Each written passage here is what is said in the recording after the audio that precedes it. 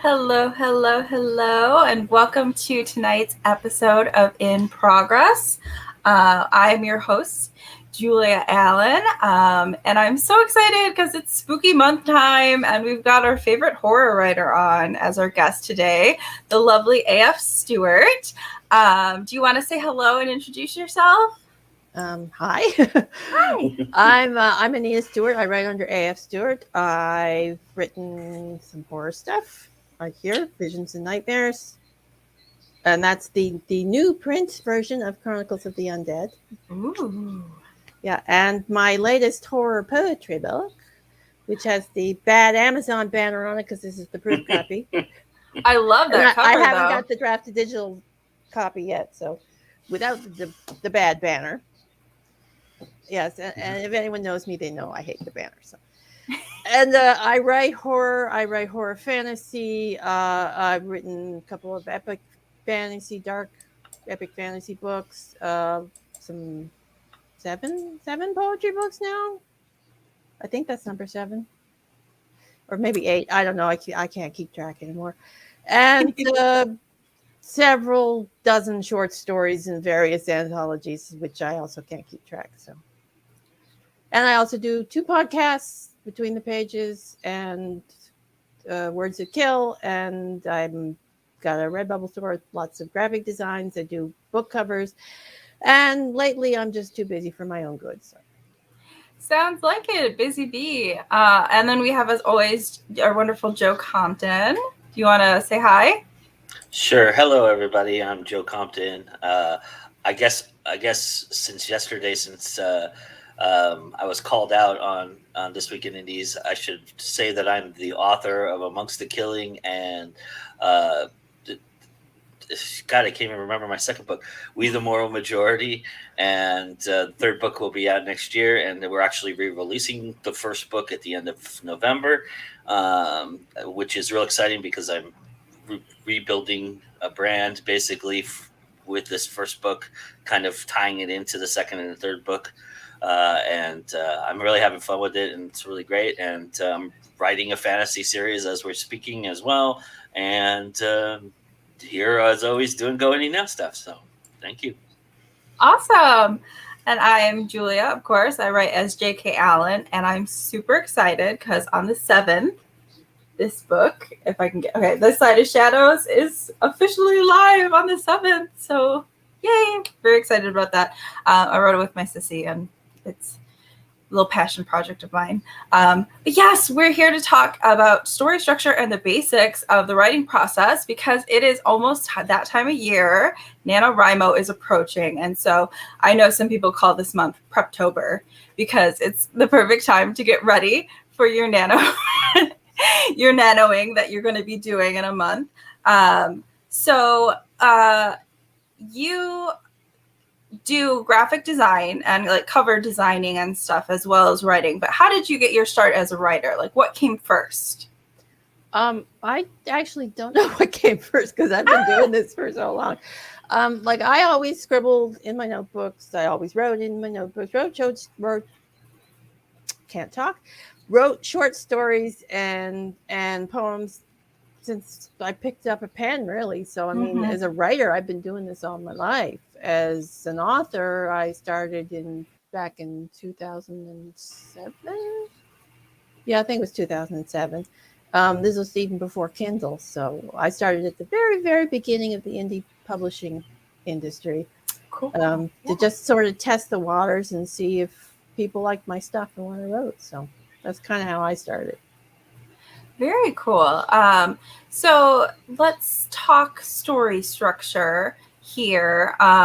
So a big hurdle for writer is how to even get started. So they have like a story idea and some characters, but they really don't know what to do next. So what are some of the basics for you when you're starting with a story idea? Well, I recently came across this story structure idea called Story Engine. Okay. I watched this webinar. Nick Stevenson had a guest who I can't remember the name of, who created the Story Engine. So I apologize to him for not remembering his name. But it kind of appealed to me. It's a bit like the 3-act structure, and that was save the cat or beat the cat or whatever it was. Mm-hmm. Whatever we do to the cat, I don't know. I think we save them, yeah. Okay, so basically it's you've got the beginning, and then you've got the prep phase, the reactive phase, the proactive phase, and the conclusion phase, and that's how you set up the story. And then I use a scene outline to set that all up. So I set my phases up, and then I just write the scenes out for each phase until I'm done. I mean, it's not like long scene outlines. It's like basically few sentences or few words. Like he Right. invades the warehouse, he blows up the warehouse, he finds something, figure out what that something is. Right. Yeah, because basically I was reviewing one of my lines while I was went back to my historical fantasy, and the great big chunk of the middle part is he figures out this. How does he figure it out? Right. So, And that's the whole so middle is how he even figures us it out. Yeah. plotters don't know what we're doing sometimes. I'm just Right. saying. For all you pantsers who think we know what we're doing, we don't. We Don't give away our secrets. But yeah, so that's basically how I've been structuring it lately, and it seems to be working well for me because it makes it easier too. Like if I get stuck somewhere, then I can just skip down to the further scenes and write them, and then I can go back up, and it makes it easier to transition between stuff. So because I know where I'm going. Mm-hmm. And then if something changes, I can just go, well, we'll move this scene here, and we'll move that scene there, and, add another scene here, and we'll expand this, and it makes it a lot easier for me to do. Right. A great thing to do, too, if you're not too much of a plotter, is what Katie Slides calls her to-do list, where I got to get eggs, milk, slay the dragon, save the princess. You just have this running list of things that need to happen without going too into detail, because I know some it's a spectrum, right? So some plotters are like, here's my character arc, here's my subplots, and they get really into detail about like each chapter has a 3-act structure to it or something. So for some people, well, I need a structure for the book itself, for the plot. So that's basically right. The characters I don't structure so much, other than maybe their backstories, if I need that, because I mean the characters are in my head. They're kind of like fully formed in my head when they're there. It's like, hello, I'm this person. Go write me. Right. How automatic or how inherent has it been for you? Do you, as you've been writing more and more, do you feel like you can nail the structure without almost outlining to a certain degree? You can, because you kind of write the same way, so you kind of have it inside of you already. Are you ever on autopilot with some of the things you write? No. I know the beginning and I know how it ends. It's the middle part I need the structure for, because to get from here to here, I'm not sure where I'm going unless I have the structure. And even with the structure, it takes detours, it takes turns, the structure changes, because I think of things as I'm going, and I'm going, ooh, that's interesting. We'll do this, and then we'll change all this stuff in the beginning. And then it's like I was telling you earlier, I start adding things because as I think of them, and then I make things harder for myself. Right. Yeah.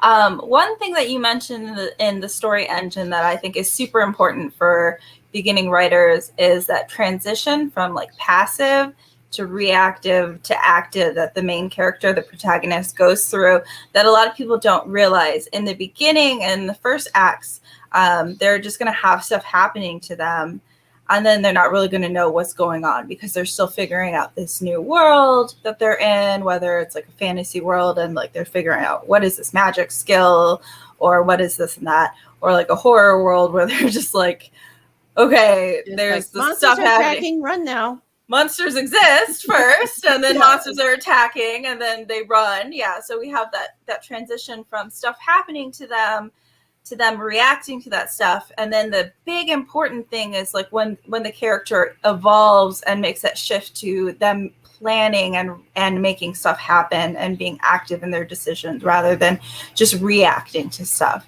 I think that's something that kind of doesn't get talked about as much in story structure. And so like a lot of authors kind of miss that change to active and planning and all that stuff. But let's talk a little bit about the different types of story structure. So we mentioned the 3-act structure, but there's also 5-act structure, there's hero's journey, and you were talking about the story engine. So one, like, I mean, 3-act structure is so common. We use it a lot in films and stuff. I know Joe can attest to that. So it's kind of the one that we all like know subconsciously because a lot of our media that we consume is the 3-act structure. I am not a huge fan of the 5-act structure, except for I know we used it to like analyze Shakespearean plays. What are your thoughts on the 5-act structure kind of in a modern world? Well, I'd actually never heard of it until Oh, you're right. yeah, it's like, I mean, I'm not big on I'm kind of like it's like sit me down, go sort of Mm-hmm. when I do. I mean, I don't really think about 3-act, 5-act, whatever. I mean, I may have actually written it at some point because I noticed when I was looking it up, you know, it has prologue stuff, and that's probably more prevalent in fantasy. Mm-hmm. So, because I mean, a lot of fantasy, you kind of need a prologue. I mean, you don't, especially in the fantasy like I used to read when I was a kid. You need to set things up sometimes in fantasy, so you Right. have the prologue. So you might have more of a 5-act structure in a fantasy novel than you would say in a horror novel. Because with the horror Right. novel, especially if you're doing the slashery type horror, it's just basically introduce your stuff, introduce the big bad scary stuff, have the people run away from the big bad scary stuff, and then have the big conclusion combustion ending and make sure there's lots of bodies around. So. Right. Well, to me, the 5-act structure is it's the conflict in the 5-act structure happens in the middle of it in Act 3, and then you have this big like resolution and denouement, or however you say it. I'm very not good at French, but yeah, my French Canadian ancestors would be very ashamed of me. I won't lie, but it just seems like the pacing is doesn't really He would have mesh corrected well with. you either way. Yeah. Either way, so don't worry about it. I know. I always feel like I have to say like denouement, like I have to get like all posh or something to try to say it. But I really feel like it doesn't mesh well with this, like with our kind of modern sensibilities of how, like you were saying, the pacing. You want to get going, and get on with it, and not mess around with this big build up. The exciting stuff happens in the middle, and then it's all the fallout that gets focused on. It seems like it might be more germane to say something literary than right, like a thriller, for instance, or right. Because I mean, you want, and if you're writing a thriller, you want a fast pace in the thriller. Because I mean, I've read some thrillers that are just like boring. Right. Not what you want in a thriller is boring. No, that's the last thing we want. We want a page turner. I guess our audience is probably most familiar with the 3-act and the hero's journey. I know the hero's journey is used a lot in horror as well. Do you have any experience with it? Because it's that step into like the unknown world, the world with monsters, and figuring that out. And so like a lot of people kind of use that circle. I've probably done a few hero journeys in my short stories, and I would say that at least in some part, the Saga of the Outer Islands is a hero's journey because Rafe is going from one place and he has to go through his dysfunctional family and the lies and the legacy of the family until he gets to the end of the series. And then he has a new journey, if I ever get to write the next trilogy of that. Mm-hmm. And he finds out more secrets. So fun. Right. So what would you say is your favorite structure to use so far? Well, I guess the fantasy is probably the hero's journey in a lot of my case, it's the heroine's journey.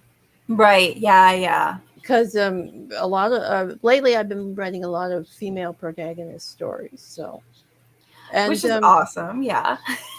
Yeah, and then but there's a lot of psychological. With the horror, I tend to go with the psychological stuff. So you've got a lot of quiet moments and sort of I'm trying to think of the words for it. Great, my brain. Tension builders. Yeah, thank you. Tension builders. Yeah, you got to build the tension in that. Right. So it's yeah.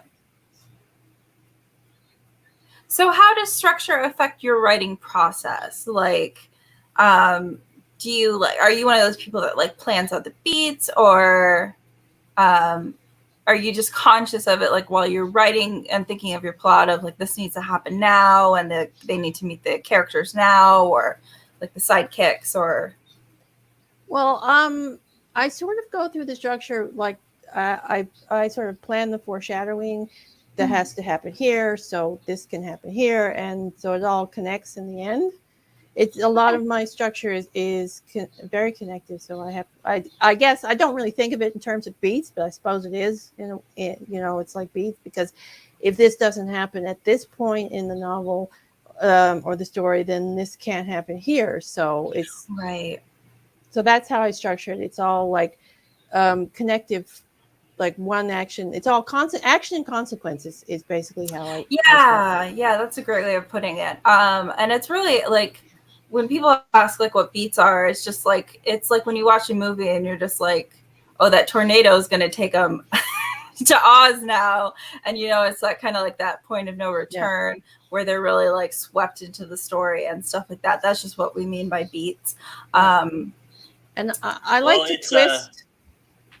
I like to twist things too. So I like to set things up so you think something's going to happen, and then you find out it's not what you thought it was, which is right. Yeah. It's beats are what moves Act 1 into Act 2, Act 2 into Act 3. It's the stepping. You have to look at it like a staircase, right? So if you're at the bottom starting, each step you take leads you to the next step. And usually with 3-act structure, you get to the top at the middle of the book, and then you go down. And because the conflict's at the bottom, so you go up a staircase to go down a stair. I look at it as a roller coaster, right? That first roller coaster, you're coasting in. You start coasting in, and then you hit this hill, and you're slowly going. What Anita was talking about, the tension and the foreshadowing. It's this. That's the descent. That's the ascent. You climb, and it's really nice and slow if you're really good at it. And then boom, it drops you. But it doesn't just drop you straight down. A lot of roller coasters nowadays, a lot of them do that for the thrill, but they also then hit what's a turn or a twist, and they twist and turn, and so they twist and turn and twist and turn, and then you go before you get to that back to the very point where you started. You go up a little hill, right? You do this little dip over a hill, so that's like the second act going into the third act, and then you have a couple more twists and turns before you go to home base, and it's basically a circle, right? And so that's how I look at 3-act structure a lot. So it's a perfect analogy,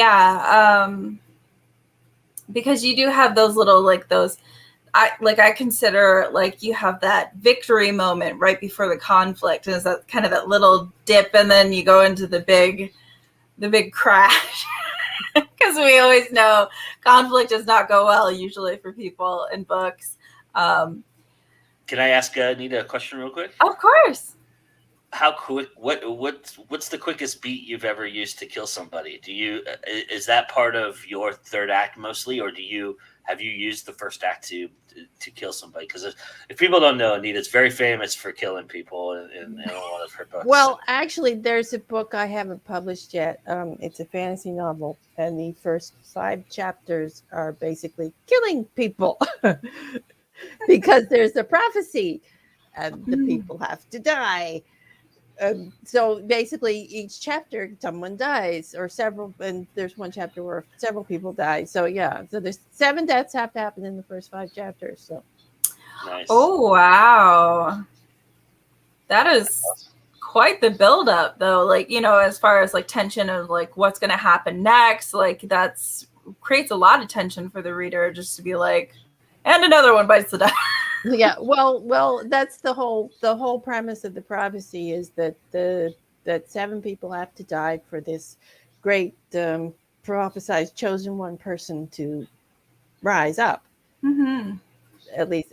But there's more to it because it's a duology and there's symbolism and all sorts of stuff that has not been written yet. But Oh, okay. Yeah. yeah, it's in the progress. It's one of the novels in the progress of being written.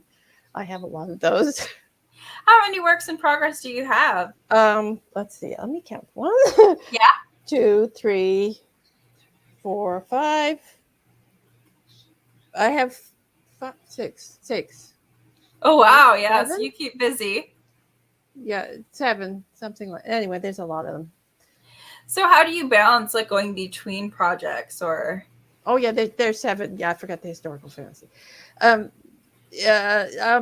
Basically, it's whatever project I'm feel like finishing today. So it's like I generally have all these things started, and then I'll go and I'll finish one, and then I'll go on to the next one. But they're the ideas are in my head, and I want to get out what's there.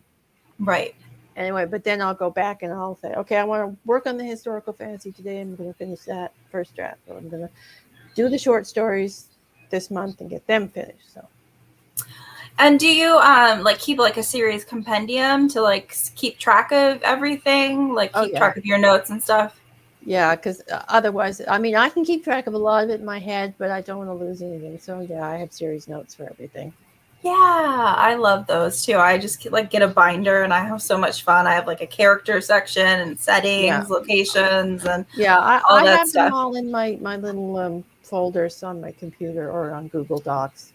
Oh, okay. So you're not an analog type person. No, not with that. I just because I'm usually when I'm writing the story, I'm thinking things. I'm either putting notes and comments in the actual manuscript, Gotcha. or I'm got a separate document open, putting down the stuff like and the characters, like this character's backstory. Yes, he's got a parents. His parents are from Armenia and Turkey and or Egypt or whatever it is, because I'm writing the Venice history at the moment. So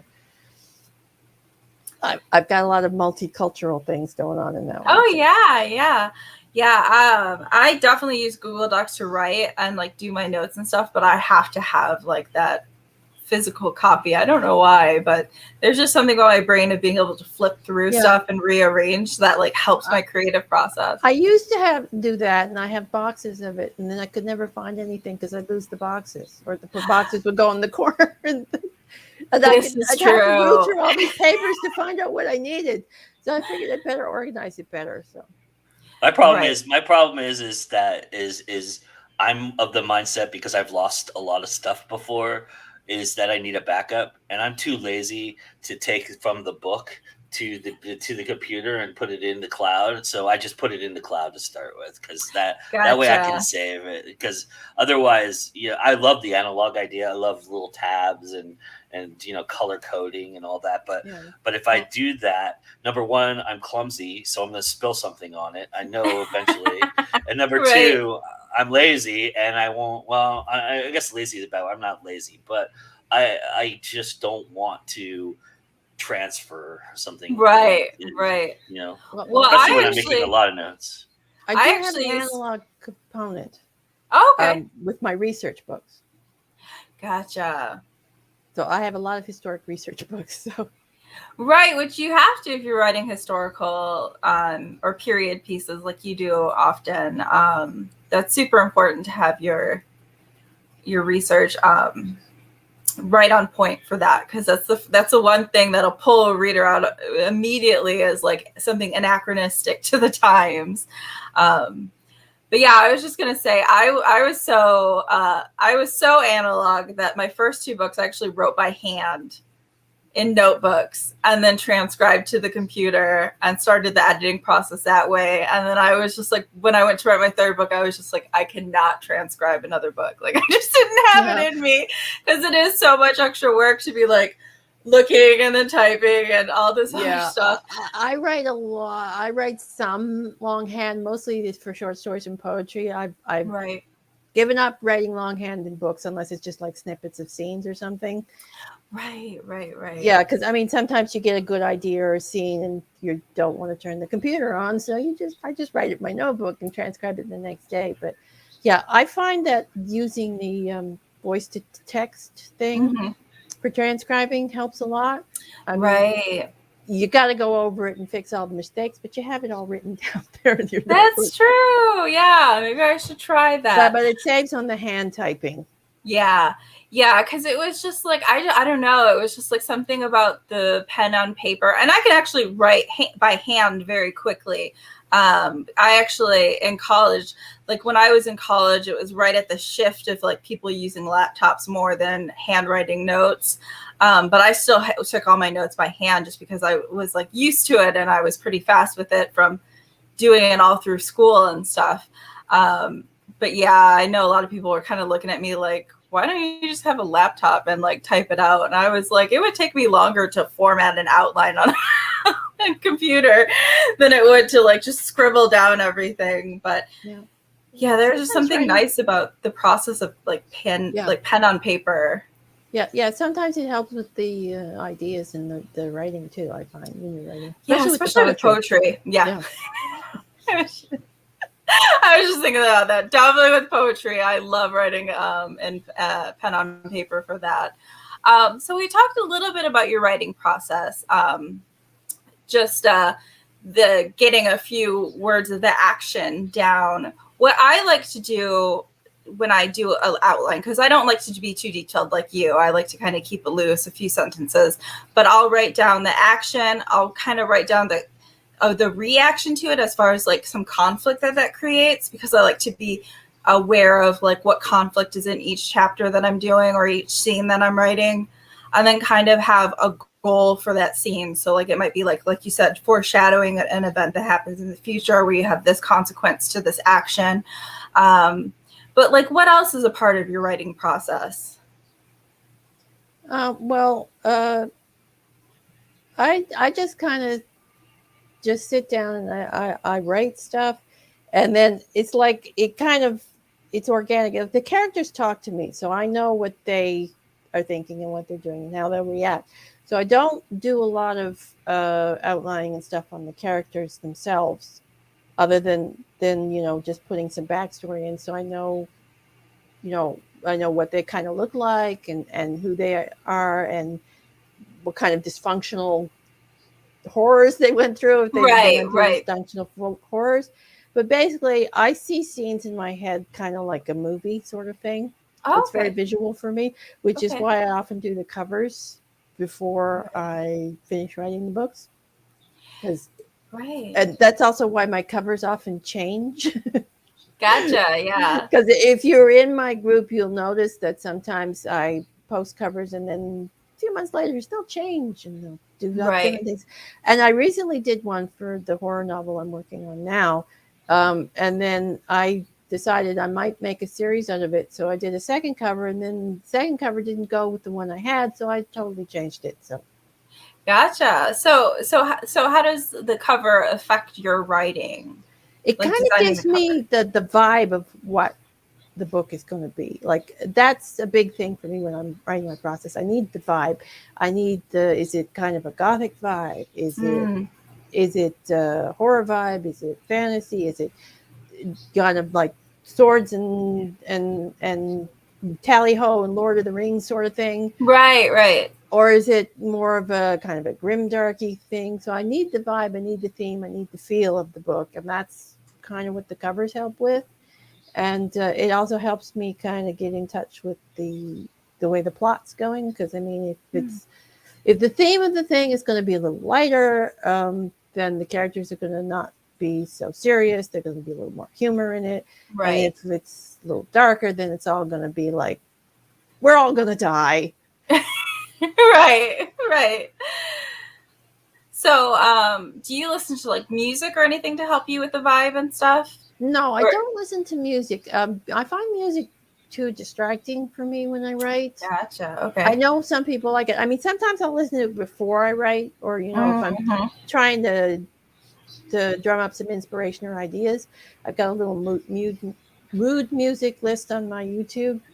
channel, and so sometimes I'll listen to it beforehand. But when I'm actually writing, no, I don't listen to anything because it You need distracts me. absolute silence. Well, no, not kinda. absolute silence. I mean, noise and banging and screaming neighbors doesn't bother me, Right. but the music distracts me because my brain goes, "Ooh, that's fun. Let's listen." Right. It doesn't want to write. It wants to listen to the music and not write. So That's so interesting. I listen to music just because I kind of have to distract half my brain so I can focus on writing. It's like this weird process where I'm just like, if there has to be absolute silence and no background noise, or there has to be music, because if there's background noise, then my brain's going like, what is that background noise? Who's talking? And I get super distracted that way. So I have to either distract that with music or have absolute silence and just write. So yeah, because It's a mood setter for me. I like to it mood sets my writing. So whenever I want to be angry or sad, I'll have a playlist for both of those. That's so interesting. I would love to hear what you have playing when you write the fantasy. It's usually like Enya or something like that. I Because love it's epic. Because Yeah, it's epic. yeah. So something to No. that effect, or like even like if I'm doing like a battle scene or something like a Mon Earth or some really like heavy like Scandinavian metal or something like that. So. I was about to say, because I knew you were a metal fan, so I was like, I have to know what he's listening to when he's writing fantasy. But yeah, I think that's so interesting about like the visual aspect of your inspiration process. So like, what do you do to like for inspiration? Like for instance, if you get writer's block or you're just starting with an idea but you need to develop it. Well, for like, I've got a Pinterest board. Nice. You do like mood boards for everything. I've got tons of Pinterest boards.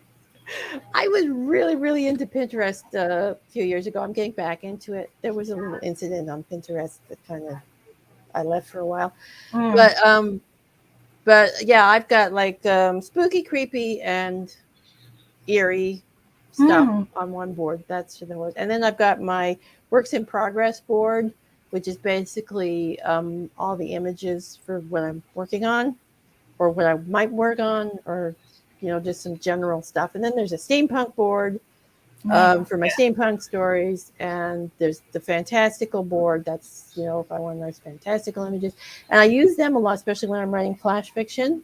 Because it's like, okay, I got to write a drabble today for my Drabble Wednesday. Can't think of anything. Pop over to Pinterest. Oh, skeleton face. Ooh, that looks cool. Right. Yeah, so I do a lot. Actually, one of the stories in this book, Visions and Nightmares, was based on a Pinterest picture. Oh, nice. Yeah. Yeah, it was a picture. It was a kind of a statue. It was a statue coming out of a mirror, right? Oh, okay. Yeah, I think it may have been some Alice in Wonderland inspired thing or something. Anyway, but like through the looking glass kind of thing. I'm not exactly sure what inspired the picture. It was a cool picture. It wasn't a horror or anything, but it's just like cool, fantastic, like portal-y. Right. Yeah. Thing. Anyway, and of course, I took it and turned it into something terribly creepy and horribly grotesque. I'm sure. I love it. So that's one of the stories in the book. Yeah, and that was another. Actually, a lot of the stories in the book came from pictures, because there was one picture that was posted on Facebook that turned into to Blood on the Looking Glass or Alice Kills Wonderland. Nice. And there was another one that I turned into my demon tattoo story. So. Oh, very cool. Yeah, that's so awesome. And I love how you write so many different genres. Do you have advice for people who want to kind of step outside their genre or try another genre? Because my book is actually a horror, which if you know me, I usually write young adult urban fantasy. So that was like a big step outside of my comfort zone for me. Do you have any tips for people like that? Well, just read some books in the genre is a good way to get acquainted with it. And, just research it a little bit too. It's like, I didn't know much about steampunk. I mean, I knew the aesthetic of it, but I didn't know much about writing it. But there was this anthology that I wanted to be to submit to. So I just studied it a little bit, came up with an idea, and I went with James Bond steampunk, and like it was supposed to be like based on classic stories was the theme of the anthology, steampunk classic. So I took Christmas Carol, took Cratchit's nephew Fred, and basically made him into a steampunk James Bond. Nice, yeah. Yeah. So and then I used the title is Our Man Fred, and that's based on a movie title that Joe may recognize, but yeah. Very cool. So, and I love the advice of like reading widely in general, because like no matter what genre you write, you can learn from the other genres. Like romance, you can learn about like building relationships between people, and fantasy, you learn about world building, and horror, you can learn about tension and suspense and page turning up qualities. So I always tell people that they should like not just read in their genre they write, but definitely if you want to try new genres, yeah, you want to familiarize yourself with the kind of conventions and tropes in those genres. Yeah. I read a lot of genres. I read mystery, historical fiction, historical nonfiction, thrillers, romance, although mostly historical romance. I've never really gotten into reading modern romance. I mean, some of it's okay, but I find it's kind of weird that I find a lot of the modern romance, at least past years. I mean, it may have changed a little bit because I haven't read romance in a while, but a lot of the modern romance that I used to see, the heroines were they were supposed to be strong, but they were actually kind of submissive. And the historical ones that kind of overcompensated the strength to battle the historical. Right. The restrictions of the time. And yeah. So I've got kind of an odd juxtaposition with the romance novels. It may have changed by these days, but talk about a genre that's very tropey. There you go. That genre is very tropey and cliches. But sometimes you just want a nice little entertainment read. You just want to sit back and see the girl gets the guy and the guy gets the girl and everyone lives happily ever after.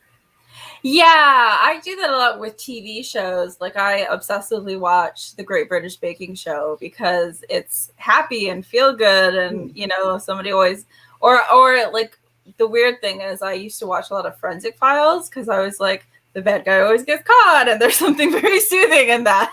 Yeah, well, I watch a lot of true crime shows. Yes, true crime. I wouldn't call them soothing, but see, I find them soothing though, because it's like a lot of the times, like either like the guy is guilty and they find the evidence to put him in, away, as guilty, or the guy's innocent and they find the proof to set him free. And so that's the soothing part for me, not the, and then he cut off her arm, and then he cut off her fingers, and then, yeah, that part's not soothing for me. But the ending, getting that happy ending, like you do in a romance, like the Forensic Files, the forensic shows are a little tamer than some of the stuff I watch because I'm watching Very Scary People, and but the serial killers and the documentaries and stuff like that. So. Oh, documentaries, yeah, I like documentaries a lot too.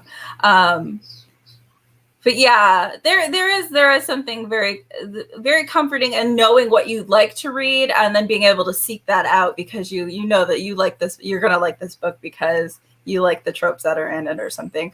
So I definitely see the benefits in reading in that genre. Like if you know that you like those tropes, then you're just like, yes, I'm gonna be able to find a lot of good pleasures, books. right? Guilty pleasures. Yeah. We all need them. I don't have any guilty pleasures. I mean, you don't have any? No, if I like something, I'll own up to it. Even right.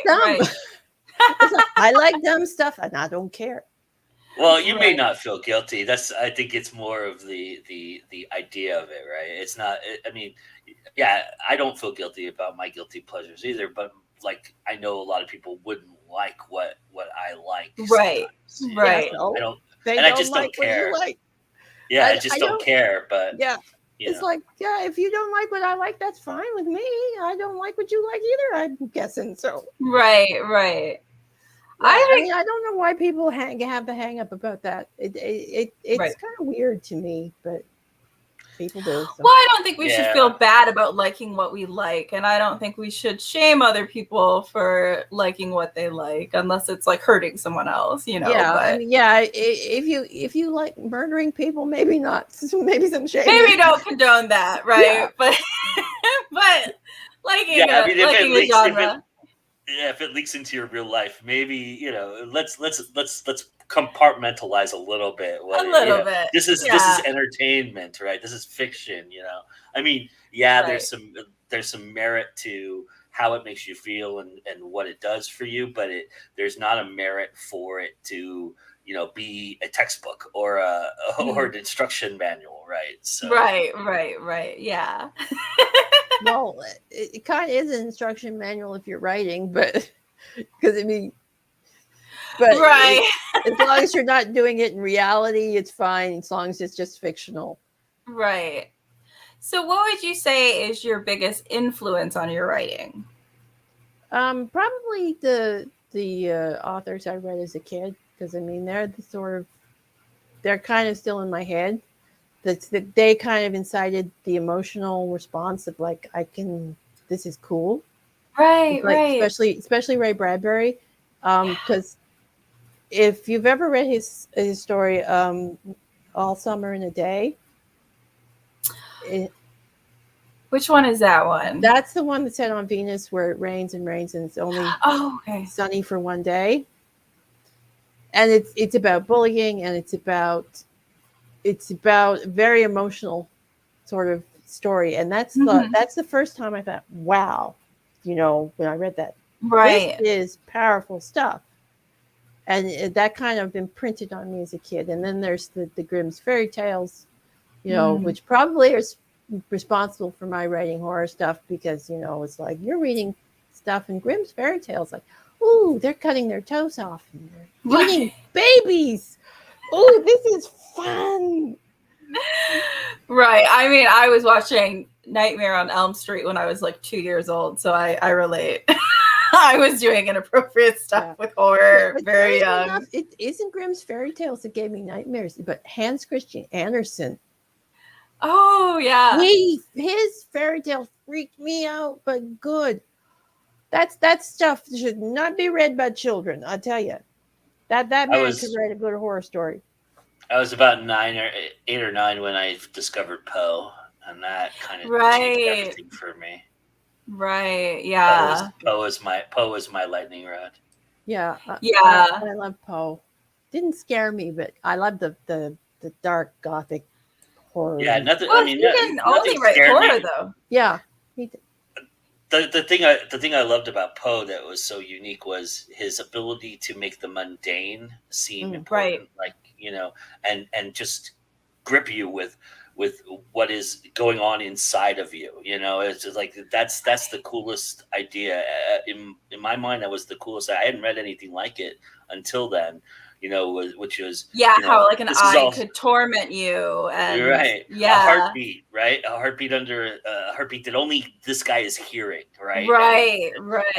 And how he's dealing with people reacting to him and the way he looks and sees things because he's hearing it, and it's just that is just to me brilliance. It's internal psychology. I just love all of that inner monologue stuff. So and he was the first to introduce me to that. So Bradbury does a lot of that too, though. Yeah. Bradbury really, and he uses differently. Is he uses political themes for that idea, and I think that's pretty cool too. So. Yeah, and he's very lyrical in a lot of his, especially with his short stories. Because if you read his short stories about the family, which is basically family of monsters living in the real world sort of thing. His descriptions are very lyrical, very beautiful, until you realize, he's talking about monsters, right, and things like that. But I mean, he makes them feel normal, which I liked. Right. And I was just gonna say, Poe invented the mystery genre or the detective genre. So he was another one that wrote widely different styles. So good. Yeah. But let's see. I'm like, I know I had a lot of questions for you. Oh, here's one of my favorite questions to ask writers. What's your favorite piece of writing advice? Well, I don't generally give a lot of writing advice because I don't feel like I'm an expert to give writing advice. Okay. But I do tell people generally that the first drafts don't worry about writing the first draft. Right. It's supposed to be bad. And I actually made a graphic design for that. Yeah. Yeah, it's first drafts are supposed to suck. Mm-hmm. They are. Yeah. They really are. A lot of then people kind of obsess over each word, and it's just like. Yeah. And then I have one for editing. So I didn't forget the editors, and it's editing is where the magic happens. It is. It is. Yeah. And that's kind of like how I get past my anxiety when I'm writing. It's just like, good writing is rewriting, so don't worry about it now. Just get the story down. And then I go to edit, and I'm like, panic ensues. Because now is where I need to make it good. But in a good way, it's usually good. That's pressure. why I make notes in the first draft. It's like, this scene needs to be expanded. This scene sucks. Make it better. Right. The funny thing is when your editor finds those notes and they're like, did you do this though? Well, hopefully I've gotten rid of all my notes. Big slashes. No. Well, I like the slashes. I have no problem with editing. Right. Except, well, I was saying after I read my first draft, I'm going no. Right. Oh, I'm just going through and going, okay, this sucks. Change that. Right. Because I don't do like the first draft, second draft, third draft sort of thing. I do write them, but they're all one document that keeps changing for me. It's like, gotcha. I know some people have a first draft and then they make a second draft and they still have the first draft and all that stuff. But for me, it's just kind of an evolving draft. Evolving document. Right. That makes sense. I like to keep each draft version just so that like if there's like I don't delete anything either. I'll put it in a separate document that's like, odds and ends. So if I like really like a phrase, but I need to kill my darlings, I can be like, well, maybe I can use it in a different story or like adapt it to a different novel or something. But I don't like getting rid of anything. So I'll save my different drafts because I'm like, I want to know what I wrote originally and then how I change it and see which one I like better because I kind of waffle. Do that. I usually just delete the stuff I don't like and change it. Yay! Finally, somebody who's with me. I'm so sentimental. No, I'm sentimental. Yeah. No, I've saved a couple of pieces. Like I've cut out lines. Like if the line just didn't fit anymore after I was done, but I liked it. Mm-hmm. Sometimes I've saved that and just stuck it into another file. But generally it just gets rewritten as I go, and then rewritten as I go, and rewritten as I go. So I'm not saying it's good. Thrown away more words than I published. Yeah, I'm just very sentimental about everything, and it's just like, even like I even keep like stuff that I should just throw away in real life, where I'm like, do I really need to save this like fortune cookie? No, but will I? Yes. Yeah, I'm with you there. It's like that can come in handy someday. Better put in the junk drawer. Right. The junk drawer. Yeah, and the minute you throw it out, that's the minute you need it. Exactly. Yeah, I probably have like stuff from like first grade in the garage where I'm just like, but I did so good for a first grader on this school project, and I don't want to throw it away. And it's horrible. It's like the worst behavior, but. I'm so sentimental. When I went to put my stuff in storage, because I live in a tiny room here, but when I put my stuff in storage, I asked the storage person if they had anything smaller because I didn't have enough to fill up the actual storage. Oh no! Really? I keep nothing. I let it go. I just like whatever. Joe is ruthless with the trash. No sentimental value. I mean, there's a couple things I keep, but it's not not. I mean, it's probably could fit into one little box. One little shoebox. And I have probably like 3 shoebox dioramas that I made in 5th grade in my garage. Not gonna lie. We had to do dioramas, and I was like, look at my artistic skills, people, so yeah. My Horrible. mom keeps all that crap of mine. She has all that stuff that I did. So. Right. All right. I think we have time for. Oh, go ahead. Collectibles, so. Yeah. Collectibles. Like I collected the stupidest stuff too, and I'm like stickers. Who needs stickers? Do I still have them though? Yes, I do. Yeah. Still have my Star Wars cards. Still have. But those are probably worth something. Probably. My stickers are not. Still have my tea sets. Yeah. Still have my tea sets. Still have a couple of my little collectible dolls. Right. Stuffed animals. My little action Stuffies. Figures. I think people just need stuffed animals in their lives in general, though. Yeah. Well, I did get rid of a few of them because I had a lot of them that were given to me as gifts and stuff. Right. Mm-hmm. But I did keep a few of them because you need a few of them. Yeah, you need a few around just as friends, and then they need friends. So, but one more question I think we have time for. I wanted to ask, who is your favorite author?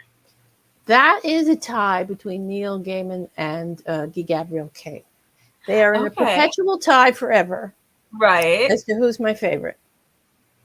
Gaiman's a good one. Yeah, Gaiman is a really good one.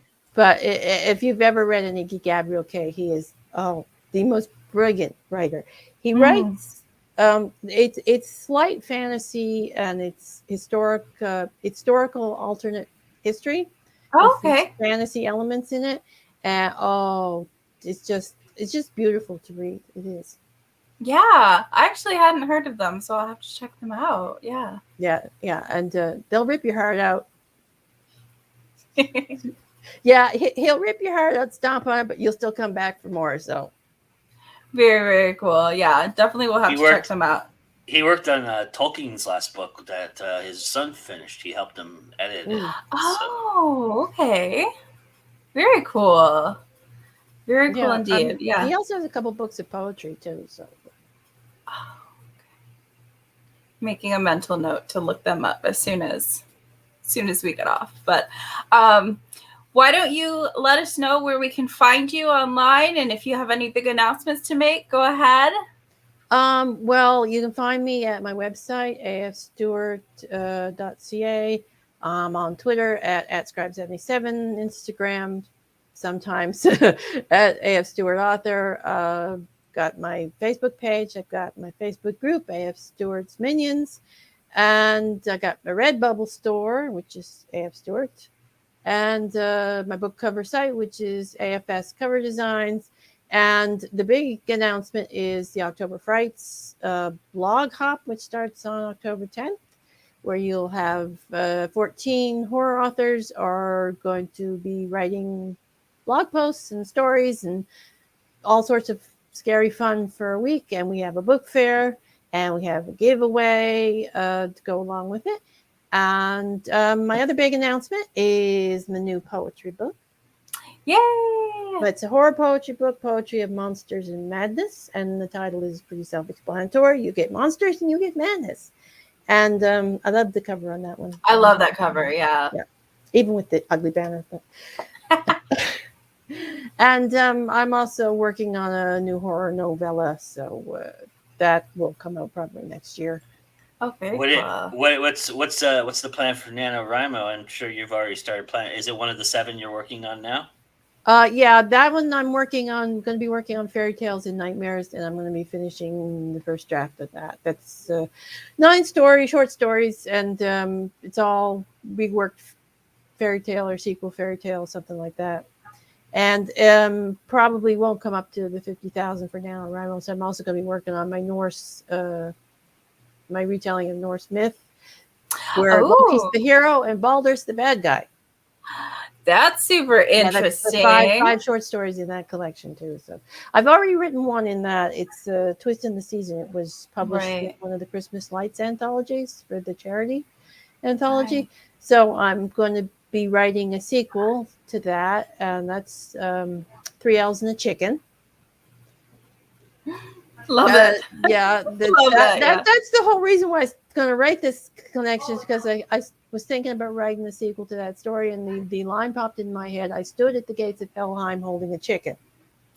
Oh, that's the most perfect beginning. Yeah, and it's like, okay, now there's a chicken in the story. It's like, Right. you don't know what the chickens, still don't know what the chicken's secrets are. But apparently there's 3 roosters attached to Ragnarok in Norse mythology, Oh, okay. which I didn't know when I came up with the chicken idea. It's kind of a happy coincidence. So yeah, tied in very well. Yeah. I tried to learn a little bit about Norse mythology, but then I couldn't keep track of the different names. Because I kept getting confused, like not the names of like the gods necessarily, but like the names of like the objects because they're so different from English that I would just be like, is that this thing or that thing? Because they both would start with like an H you or you basically need a roadmap for Norse mythology because they're confusing. They do very strange and weird things. I'm sort of kind of making a little more reality. Right. Anyway, and Loki is the hero of the thing because basically all the bad things that you've heard about Loki are all propaganda. Right. He's actually a good guy. So love it. Joe, do you have any announcements? Where can we find you? All that stuff? Yeah, well, you're at Go Indie Now. If you don't know, that's where we are. So welcome. If you're here for the first time, you can subscribe to us if you'd really like to. That would be awesome. You could also smash that like button right now, which would be even more awesome. And leave us a comment. Tell us what you like about, tell us about your structure process. We'd love to hear from you and hear what you have to say about that as well. We're always open to seeing comments. And of course, Julia and Anita are around, so I'll let them know if something comes up on the comments so that they can respond. And this Friday we have our news program with myself and Katie Solitis. We do that live at 10 p.m. on Friday night, and we've got some really great news to talk about. We're going to be teasing a huge announcement that's not being made by us, but that we're going to cover at Multiverse. And we also have some great stories to talk about, some exciting stuff that are happening in our world. So come and join us for that. And otherwise, it's just me. And you can always find us everywhere at Go Indie Now. So there you go. Oh, Joe reminded me of one more thing, just quickly. Yeah. I'm going to be on Spilling Ink this Saturday with Katie. So yeah, I'll have to check that one out for sure. Spilling Ink is a great show. Katie Solitis, Jay Lavelle, and J.E. Taylor host Saturdays. So definitely have to check that one out. And then my news is we will actually be doing a town hall this month on the 23rd at 5 p.m. Eastern Standard Time to help you prep for NaNoWriMo even more. We're going to be talking a little bit more in detail about structure, basics, and tips to help you survive this month, next month of writing 50,000 words in a month. So just tune into that. And once again, my book, The Side of Shadows, that I wrote with my sissy. We can focus on it. Yeah. Horror stories, perfect for the month of October. 17 stories, I believe, is in here to scare yourself to sleep with. So be sure to check that out. You can find me at hijinkswriter.com, hijinkswriter on most social media, except for TikTok. I am Ginny and Tonic, Jinny and Tonic. So, and thank you so much for joining us. I get to say the magic words now. It's always time to go indie now, and we'll see you next month with writer Elle Bachman. So thank you. Bye, everybody. Bye.